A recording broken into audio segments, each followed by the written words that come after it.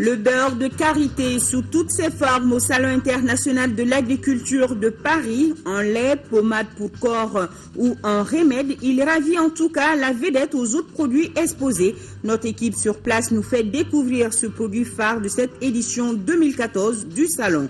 Et en fin de journal, à découvrir l'association féminine Siguignestigi de Ségou. Ces braves femmes transforment le coton pour fabriquer divers produits artisanaux. La petite association est aujourd'hui une véritable industrie de production artisanale qui valorise le tissage dans son évolution.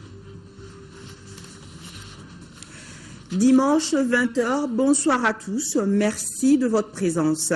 Nous ouvrons ce journal par ce communiqué de presse du gouvernement.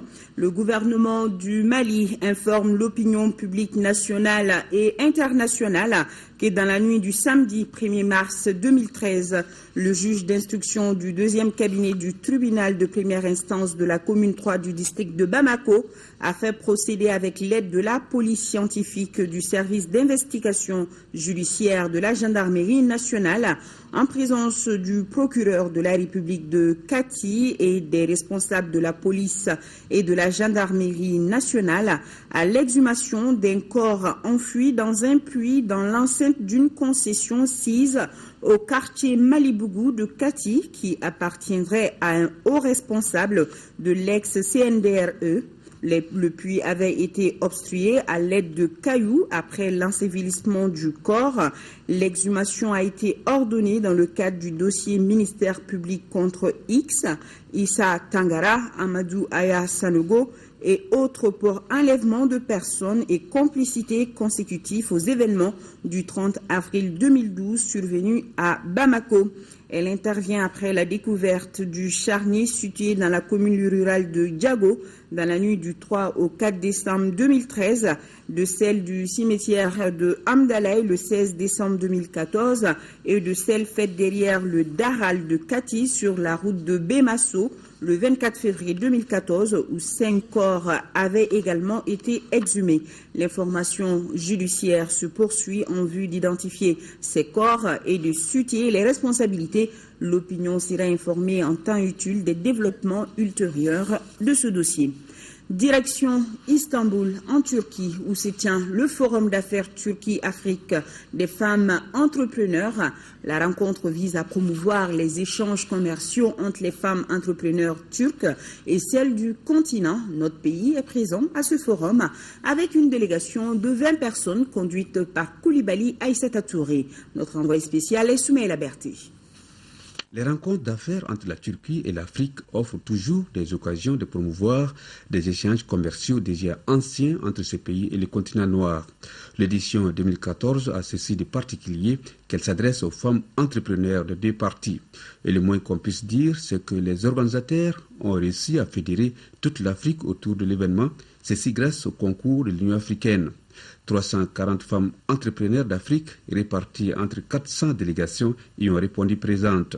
Le Mali est représenté par une vingtaine de femmes opératrices économiques. Ce forum qui est appelé pont entre la Turquie et l'Afrique offre au Mali particulièrement l'opportunité de nous faire connaître sur beaucoup de plans qui ont été cités, surtout l'agriculture. En général, disons peut-être l'agroalimentaire ou l'agro-industrie, où le Mali quand même est une excellence en la matière. Un partenariat fécond et équilibré entre la Turquie et l'Afrique, cet idéal a résonné ici à Istanbul comme un refrain. Et le président de la Confédération des hommes d'affaires et des industriels de Turquie, en abrégé Tuskon, a renchéri en disant qu'il faut se précipiter pour renforcer ses relations économiques avec l'Afrique, ce continent de l'avenir.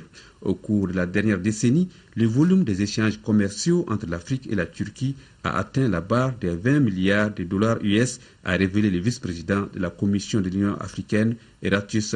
Ce que l'on attend, l'Afrique est un pays qui se développe très fortement, la Turquie également, et donc nous, en tant que Tuskon, on veut, main dans la main, en partenariat avec l'Afrique, se développer. Si ce pont n'existait pas entre la Turquie et l'Afrique, et particulièrement le Mali, pour les affaires, il aurait fallu le créer ce pont, parce que je pense que les Maliennes ont beaucoup à apprendre d'investisseurs turcs et désormais peuvent envisager d'investir au lieu de faire ce genre de commerce, aller acheter à l'extérieur, venir revendre, si elles se mettent à faire des entreprises viables au pays pour transformer nos produits locaux, je crois que ça va être une très bonne chose pour l'économie du pays.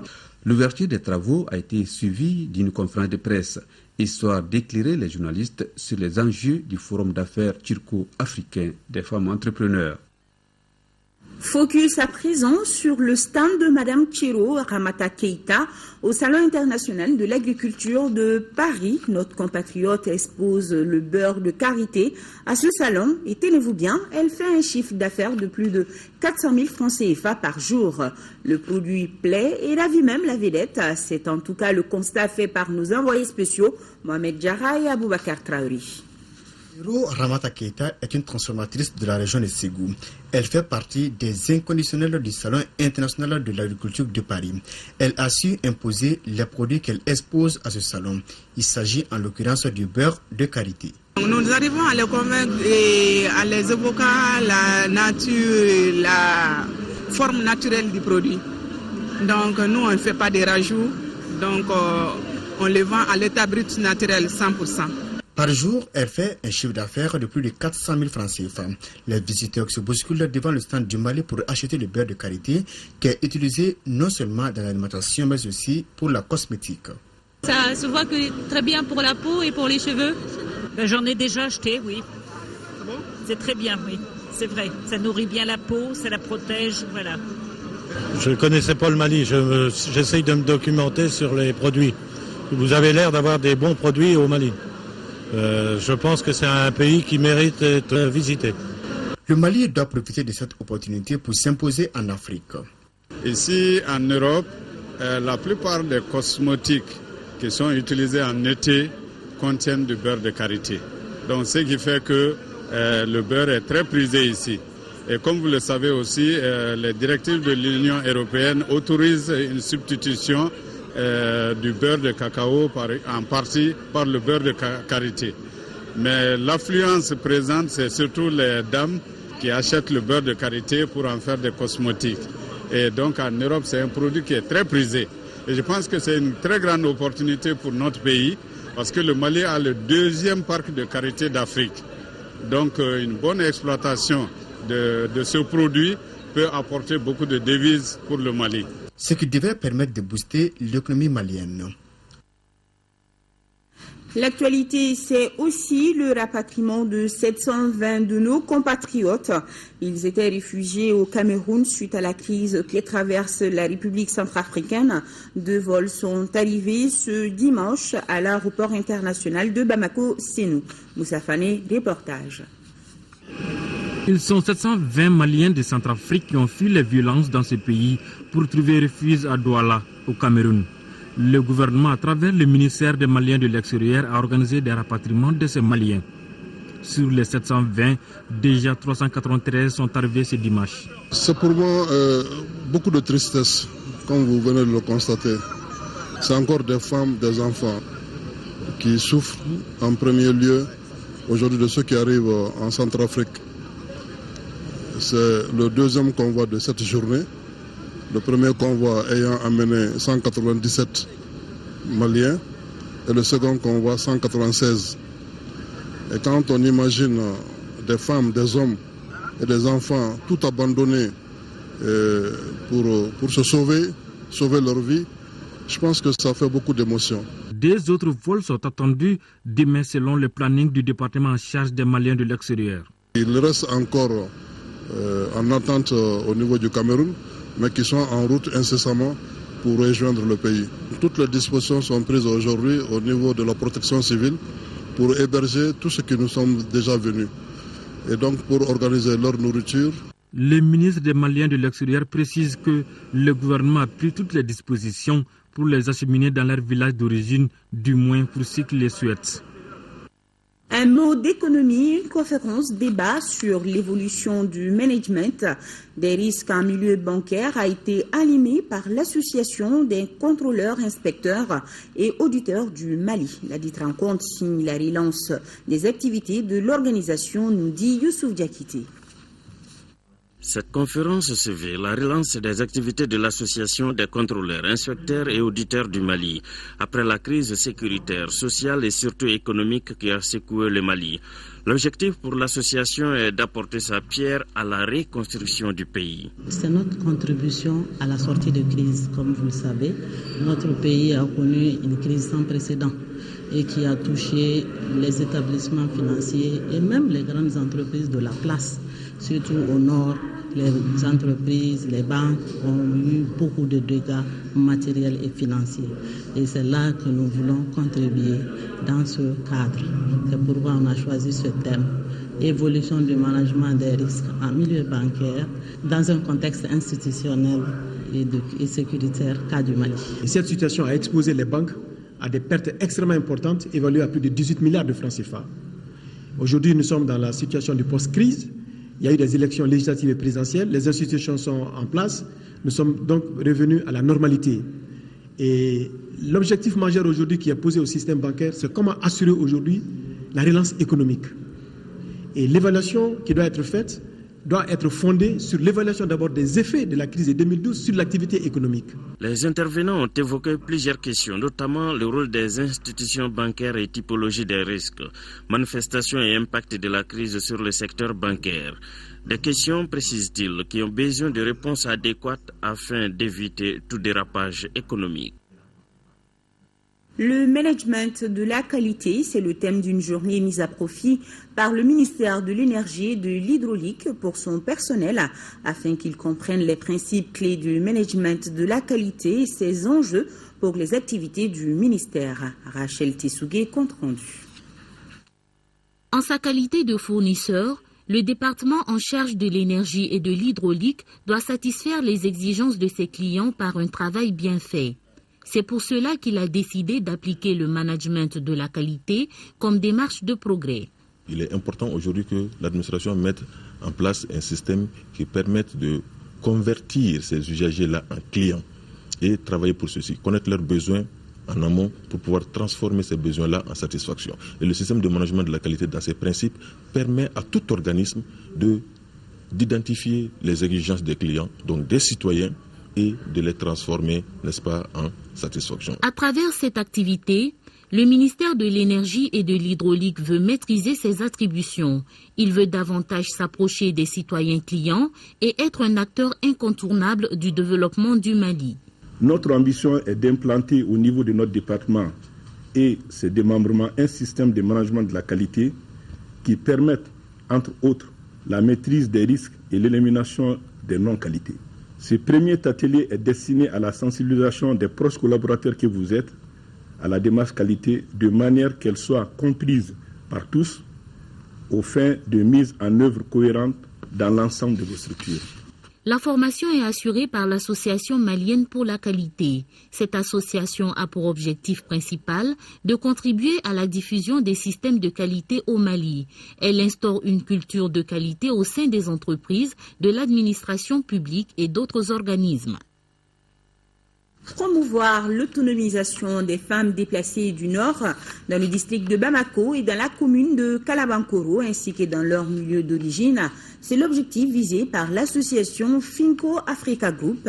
Elle vient de lancer les activités du projet d'aide à la réinsertion socio-économique des femmes déplacées du Nord. Nous Sissoko, reportage.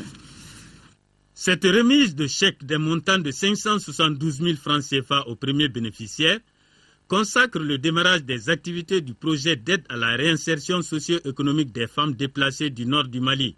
À travers ce projet, Finco Africa Group compte assurer la réinsertion socio-économique des femmes touchées par la crise.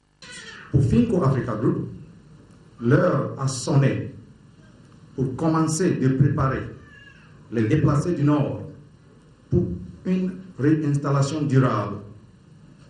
Pour cela, notre approche est de programmer leur intégration efficace dans l'économie afin de rétablir leur intégrité individuelle et collective. La formation professionnelle et l'emploi constituent de nos jours des enjeux majeurs pour le gouvernement selon la représentante du ministre de l'Emploi et de la formation professionnelle. Le chômage est un phénomène qui touche fortement les femmes et les jeunes de notre pays post-crise. C'est dans ce contexte que je salue l'initiative de Finco Africa Group à l'appui aux jeunes diplômés sans emploi. Cette action s'inscrit dans le cadre vraiment du plan d'action que nous avons élaboré et qui est important pour notre département et pour tout le gouvernement, dans le cadre où ça permettra en tout cas de pouvoir réconcilier davantage les populations, leur faire connaître que loin de leur milieu d'origine, le gouvernement ainsi qu'à travers même certains partenaires techniques et financiers pensent toujours à eux. Les prêts sont accordés avec un taux d'intérêt de 15%. Le projet sera piloté par une commission de gestion mixte composée de Finco Africa Group et l'Association des jeunes maliens diplômés sans emploi, AJMSE. Démarrage des travaux de réhabilitation des espaces scolaires de Goudam et d'Iré, une initiative du ministère en charge des Affaires humanitaires en collaboration avec le Centre national de promotion du volontariat. Retrouvons Yéa Tandina. Le programme d'urgence en faveur des régions du Nord, initié par le gouvernement de la République du Mali, est dans sa phase de concrétisation. La réhabilitation de l'Institut de formation des maîtres de Diri et l'assainissement de la ville de Goundam sont une illustration. Ces différentes activités vont profiter aux jeunes volontaires de la région de Tombouctou. Si à un moment où on ne travaille pas, on est toujours resté à la maison sans rien faire. Même pour avoir des prix de condiments pour aider la famille, on n'en avait pas. Mais aujourd'hui, actuellement, je sens franchement que ça va aller. S'il y a un directeur comblé aujourd'hui, c'est bien moi. Si des partenaires viennent pour essayer de combler ce vide, on ne peut être que fier et les remercier. À Goundam, l'accent a été mis sur le désensablement de l'espace scolaire, l'assainissement de la ville et la formation des jeunes volontaires. Nous jouons un rôle de coordination de l'ensemble de ces actions qui seront entreprises pour faciliter la reprise des activités. L'objectif principal, c'est vraiment de mettre les jeunes au travail afin de rehausser leur niveau de revenus pendant les 90 jours. Vous avez remarqué qu'à Diré, il y avait des travaux de réhabilitation, de reboisement. Ici, c'est des travaux d'assainissement. En même temps, il y a d'autres travaux aussi à haute intensité de main-d'œuvre qui sont en train d'être mis en œuvre à Gao, à Douanza.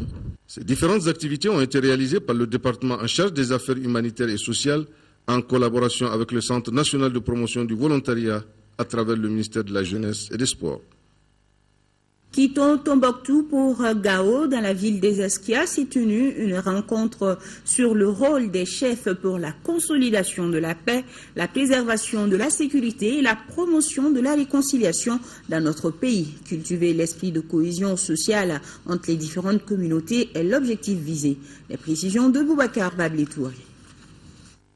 Ce cadre d'échange organisé par les chefs coutumiers traditionnels du cercle de Gao visait à cultiver la paix et la cohésion sociale entre les différentes communautés vivant à Gao.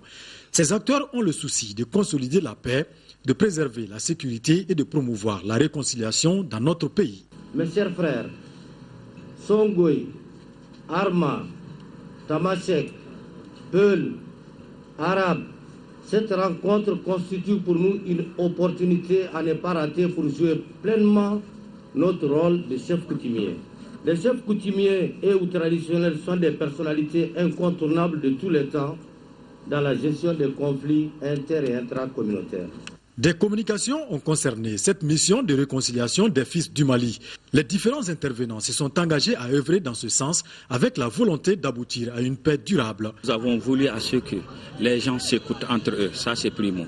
Secondo, il faut que les gens soient ensemble, nuit et jour, pour pouvoir vraiment décanter à cette solution, pour pouvoir vraiment à ce que les gens peuvent revenir ensemble et vivre ensemble. Je ne doute pas un seul instant qu'en vos qualités et rangs respectifs, vous êtes capable de jouer un rôle important dans le cadre de la réconciliation des hommes et des femmes de Gao, quelle que soit leur appartenance ethnique. Ce faisant, vous y serez à la hauteur des dignes héritiers de nos dévanciers qui ont su incarner la grandeur du Mali. La rencontre a regroupé, outre les chefs coutumiers et traditionnels du cercle de Gao, les autorités administratives et politiques, ainsi que les partenaires au développement. À présent, cette belle preuve de réconciliation entre les fils du pays, cela se passe dans le village de Dorobougou, dans la commune de Femaï, cercle de Djéné. L'événement a été célébré par une prière collective. Yacouba Maïga a assisté à la cérémonie. Une nouvelle ère de paix, d'entente et de pardon s'ouvre pour la population de Dorobougou dans la commune rurale de Femaï, cercle de Djenné. C'est là, après un litige d'imama ayant entraîné durant une décennie la fermeture de l'unique mosquée du village et mise en mal les liens séculaires unissant les frères musulmans. Mais par la grâce de Dieu et la médiation du bureau local du Haut Conseil islamique de Djenné, avec le soutien indéfectible des autorités administratives, juridiques et politiques, les deux parties en litige sont parvenus à un accord de paix. Par la grâce de Dieu, la raison a enfin eu raison de la passion et le Satan qui s'était emparé de notre communauté a été inexorablement anéanti pour laisser place à ces retrouvailles chargées de fraternité, d'amitié et de spiritualité. Plus jamais ceux qui avaient pu diviser les frères musulmans de Dorobougou. Plus jamais. En cette journée du vendredi saint, choisie pour célébrer la réconciliation définitive de la communauté musulmane de Dorobougou, l'occasion est donc toute trouvée pour louer le Seigneur pour sa miséricorde à travers des prêches, la lecture du Saint-Coran et surtout la prière collective qui marque désormais l'ouverture de la mosquée et le renforcement d'une culture de dialogue et de tolérance. Toujours en 5e région, une mission conjointe de la Direction nationale de la jeunesse et du Centre national de promotion du volontariat au Mali a rencontré les acteurs du cercle de Douanzan au centre des échanges, les stratégies de mise en œuvre des activités relatives aux deux composantes du programme d'intervention d'urgence en faveur des régions du Nord.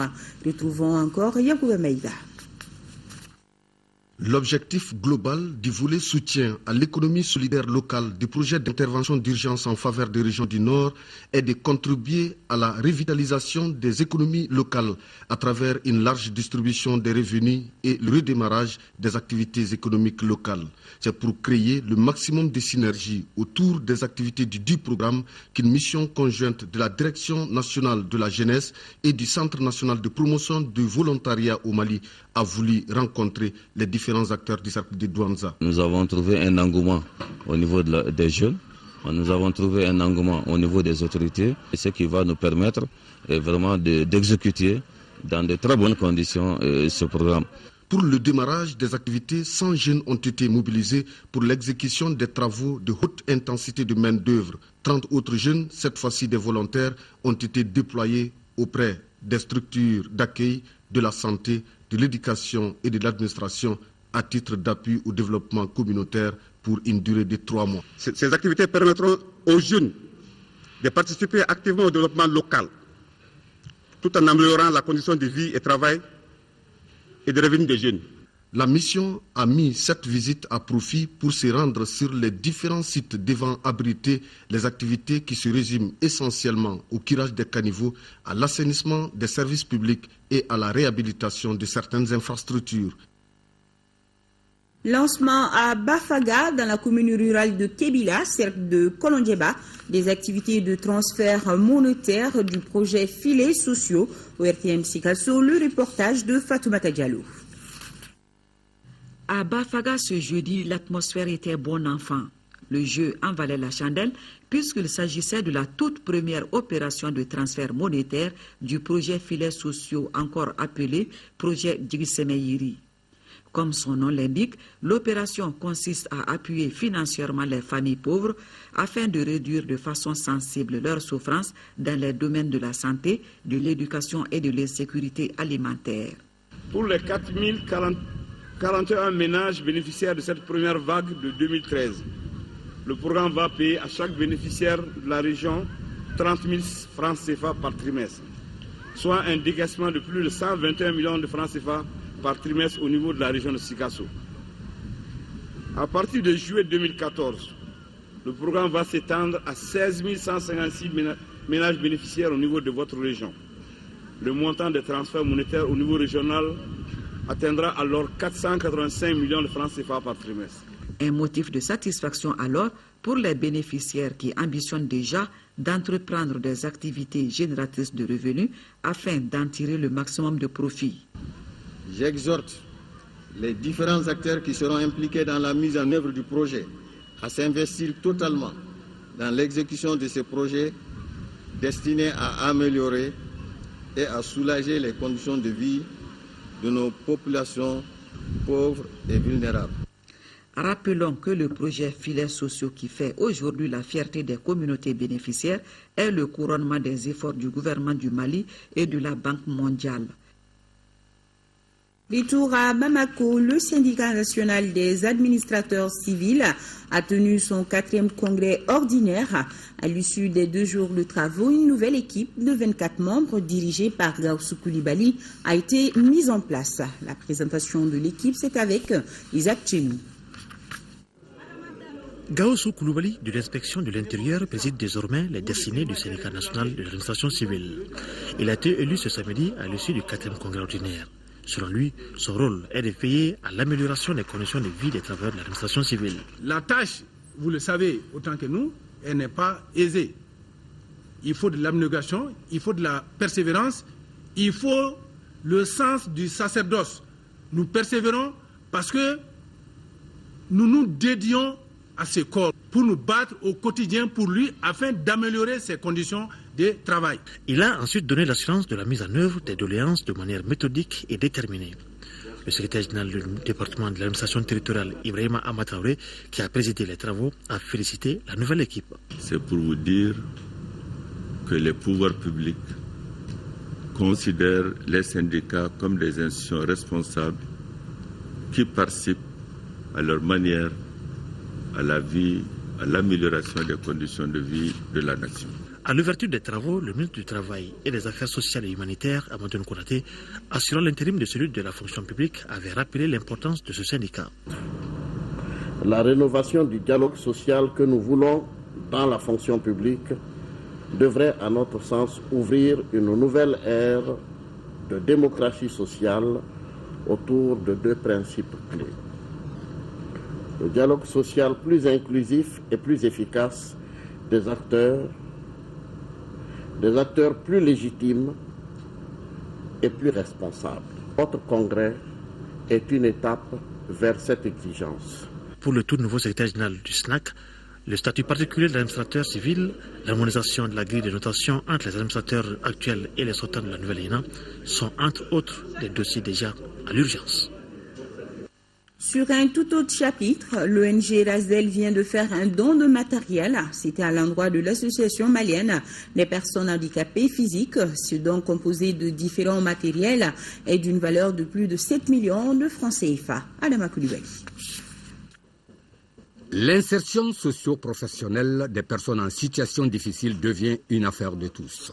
Voilà que l'entreprise française Razel vient d'appuyer ce groupe vulnérable avec des appareils, ordinateurs, réfrigérateurs, cuisinières et plusieurs autres petits matériels d'une valeur de plus de 6 500 000 francs CFA pour leur insertion professionnelle.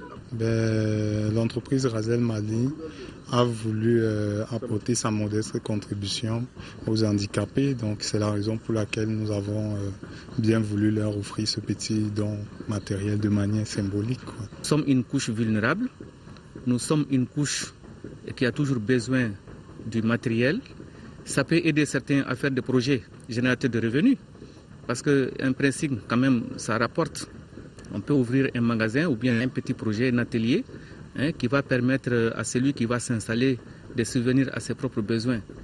À ces appareils s'ajoutent des tables pour blanchir des habits, des chaises et des ustensiles de cuisine. Hier, 1er mars, c'était la journée mondiale de la protection civile. Et pour terminer cette journée en beauté, le comité syndical des soldats du feu a organisé une soirée gala.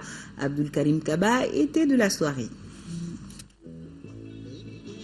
La nuit a été belle, et même très belle, avec 1 millier de sapeurs regroupés à l'occasion de la soirée gala organisée par le comité syndical de la protection civile. La dite soirée entre dans le cadre de la célébration de la journée internationale de la protection civile. Pour le développement du corps, les syndicats appellent les agents à plus de collaboration. J'appelle la population malienne, la population civile, les travailleurs même de la protection civile d'abord à se donner la main. Et avec l'appui des autorités, nous pourrons aussi aller de l'avant. Rien ne peut se faire dans la vie et sans la paix et sans la cohésion. Au cours de la soirée, le parrain n'a pas manqué de s'appesantir sur le travail abattu par les soldats du feu. Non seulement nous sommes effectivement en fête, mais en même temps nous profitons de l'occasion pour demander à ce que les autorités, les responsables puissent passer encore à de meilleures conditions de travail, des matériels suffisamment modernes pour les aider à pouvoir mener à bien la mission qui leur est confiée. Cette soirée gala est organisée chaque année pour rendre hommage à toute la famille de la protection civile. Ouvrons maintenant notre dossier culture du dimanche. Zoom ce soir sur l'association féminine Sininyesigi de Ségou. Vous le savez, au Mali, les femmes jouent un grand rôle dans la production artisanale. Et justement, ces femmes de Ségou transforment le coton pour fabriquer divers produits artisanaux. Elles possèdent une véritable industrie de production artisanale qui valorise le tissage dans son évolution. Sidi Modibo Damele ou Cheikh Oumar Sangari sont allés à leur rencontre. On les découvre ensemble.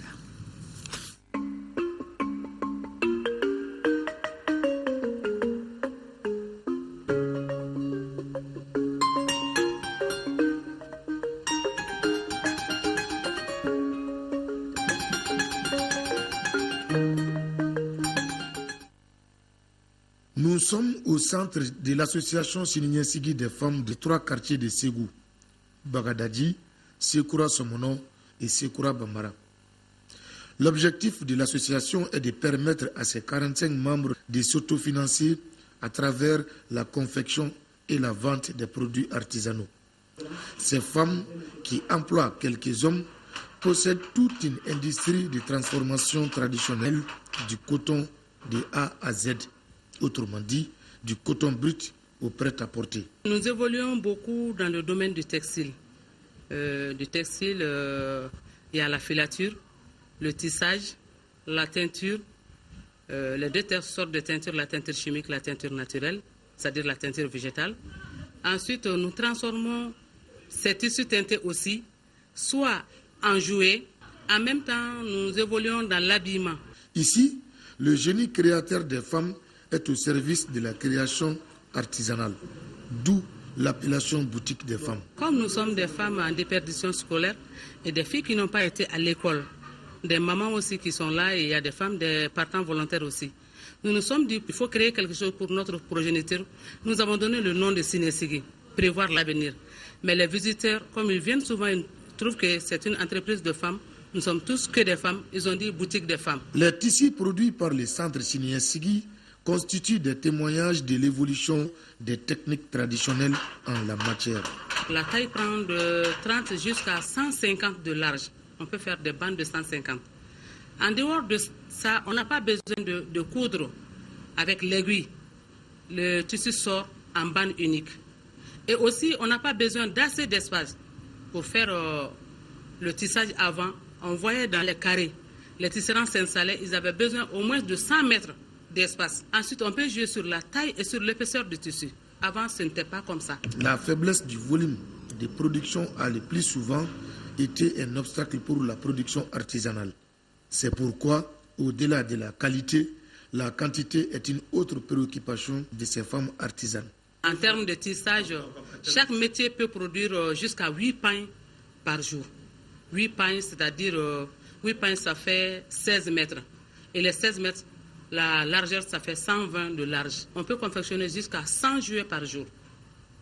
Et en teinture végétale, on peut faire jusqu'à 20 pains par jour.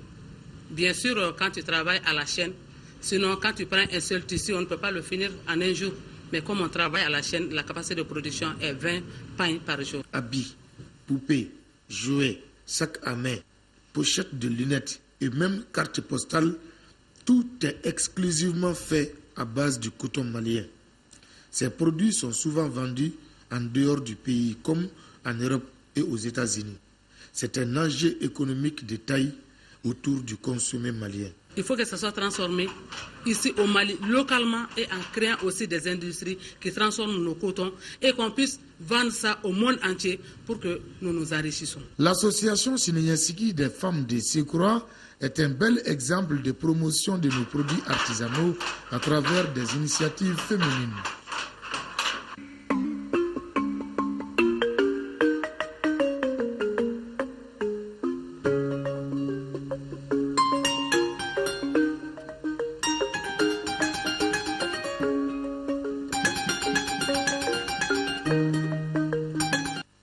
Un dimanche de sport, 16e de finale de la Coupe de la Confédération au compte des matchs allés.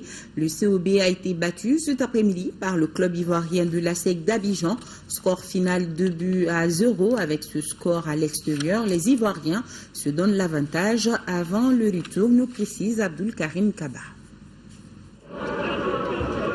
Face à l'ASEC d'Abidjan, le COB n'a pas trouvé les ressources nécessaires pour contrer les assauts des académiciens. Dès la 10e minute, les Verts se font cueillir à froid suite à un penalty marqué par Bois Kofi David Mayinde. Mais les Olympiens ne trouvent pas de solution au système mis en place par l'ASEC. La première vraie occasion des Verts est venue à la 22e minute. La frappe d'Abdoulaye Diarra est repoussée par la défense ivoirienne. 45e minute, Yacouba Diarra, monté aux avant-postes, ne suit pas le portier de l'ASEC. Mi-temps, 1-0 pour les visiteurs. En seconde période, même scénario et les Ivoiriens gèrent bien leur match. Même avec les entrées de Bougadare Fomba, Hamidou Traoré et Adama Diawara. À 4 minutes de la fin, Ismaïla Diarra avait l'occasion d'égaliser, mais il trouve le soin de donner le ballon à Ali Badra Sangari. Et ce qui devait arriver arriva à la 90e minute. Kofi Foba Cabra inscrit le deuxième but de l'ASEC. C'est sur ce score de 2-0 pour l'ASEC que la rencontre prend fin. De notre côté, on est passé à côté, il faut le dire, on est parti à côté surtout sur le plan offensif. Après toutes ces occasions qu'on s'est procurées, mais malheureusement, on n'a jamais su scorer. Donc le football à ce niveau ne pardonne jamais des erreurs comme ça. On gagne 2-0 ce soir, je pense qu'il y a de quoi être satisfait. Je suis très satisfait de mes garçons. Je pense que ce n'était pas facile, ils se sont bien battus. Ils ont joué jusqu'à fond, jusqu'à la fin du match. On gagne 2-0, c'est bon à prendre avant la manche retour. Avec cette victoire à Bamako, l'ASEC prend une sérieuse option pour la qualification, même si on est en football. Et en Ligue des Champions, l'AS Real a réalisé une bonne opération en battant Enemba du Nigeria 2-1. Outre les matchs des compétitions africaines des clubs, l'événement dans la capitale, c'était aussi le match qui a opposé Tigres de l'ERTM et Dream Team de la Bank of Africa. Le match s'est soldé par un match nul de 0-0 contre rendu Koumaniameli. C'est le coup d'envoi symbolique du directeur général de l'ORTM, Bali Idrissa Sissoko, qui a donné le ton de ce premier match amical entre les Tigres de l'ORTM et Dream Team de Bank of Africa. En 2 fois 30 minutes, l'assistance ne s'est vraiment pas ennuyée. C'est là grâce au spectacle fourni par les deux formations. Au finish, 0-0. Le sport est un facteur de développement et de cohésion. Voilà pourquoi les ministères de la communication et de la promotion de la femme ont soutenu cette initiative. C'est là pour célébrer la femme en cette veille du 8 mars, Journée internationale de la femme.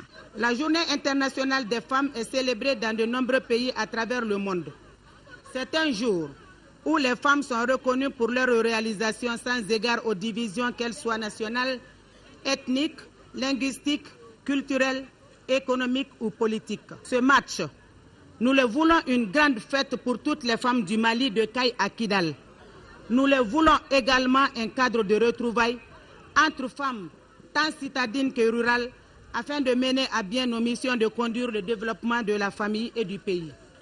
Je suis ravi de ce partenariat pour 2 raisons.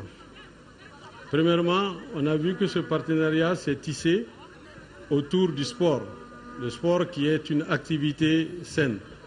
Deuxièmement, nous avons vu que ce partenariat entre le syndicat de la Bank of Africa et celui de l'RTM s'est tissé et c'est conjugué au féminin. La mi-temps a été meublée par un sketch présenté par des comédiennes qu'on ne présente plus, à savoir Fima, Djema et Djenabou Keita.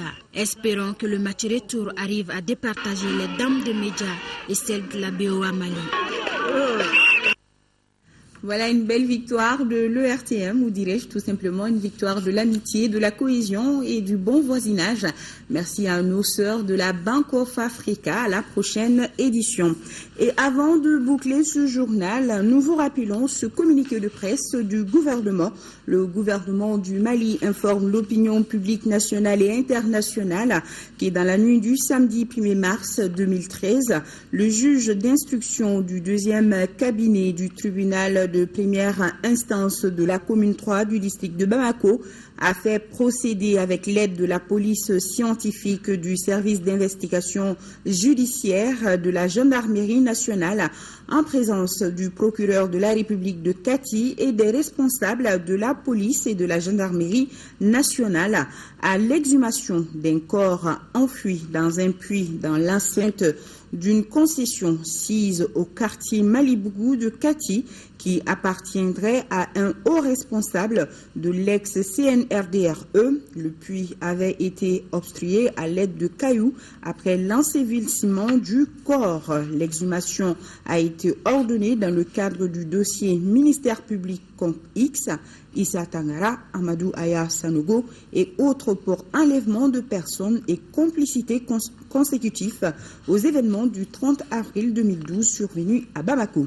Elle intervient après la découverte du charnier situé dans la commune rurale de Diago dans la nuit du 3 au 4 décembre 2013, de celle du cimetière de Amdalaï le 16 décembre 2014 et de celle faite derrière le Daral de Kati sur la route de Bemasso le 24 février 2014 où 5 corps avaient également été exhumés.